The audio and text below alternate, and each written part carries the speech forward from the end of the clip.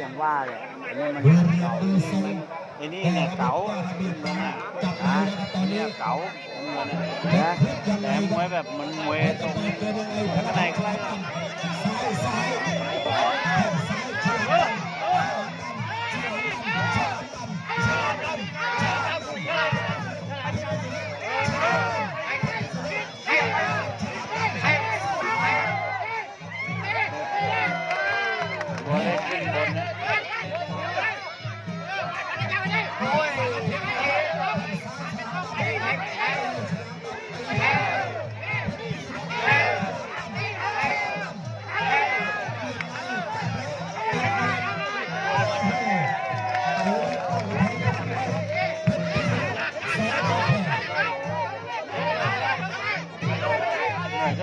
มันต้นน้ำอ่ะถ้ายืนก็อยู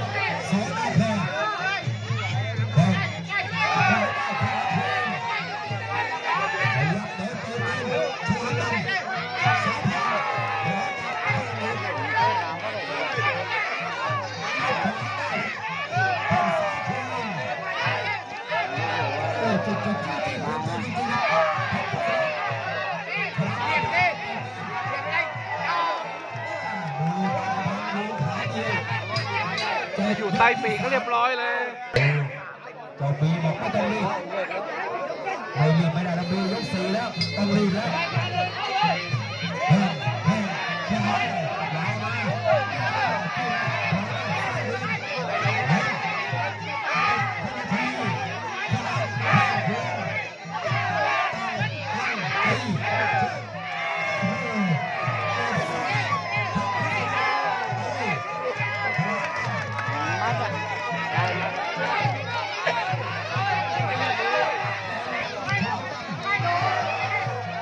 เ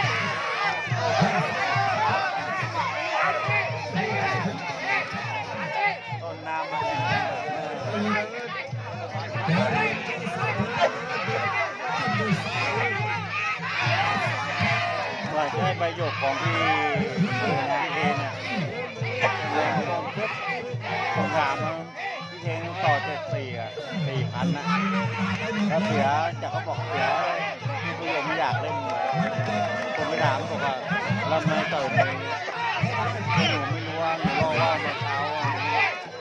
เราจะมาต่อยแล้วตอนบอกว่าเราเล่นอยู่ที่ดอกอ่ะผมไม่อยากเล่น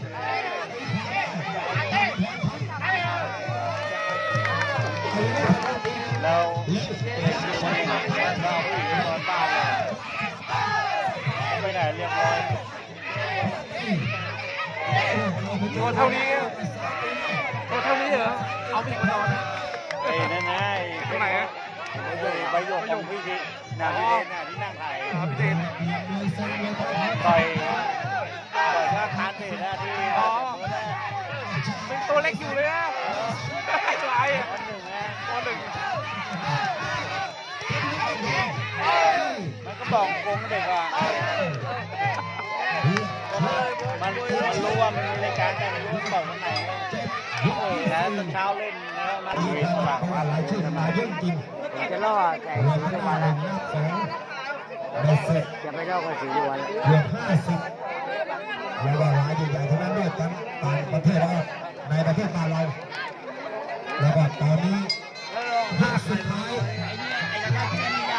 มาดูรอบสุดท้ายยังไงดี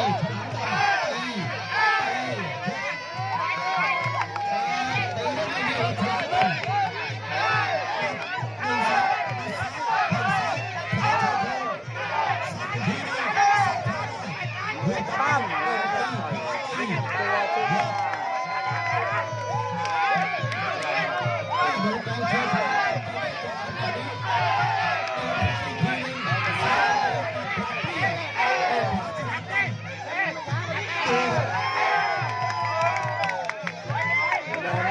แล้วต่อยมันทิ้ง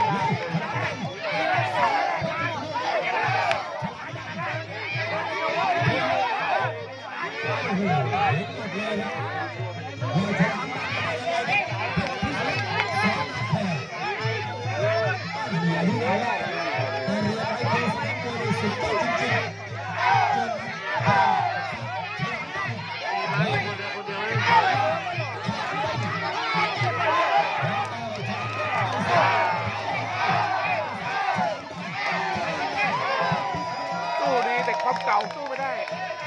อาวุธในมันสู้ไม่ได้เลย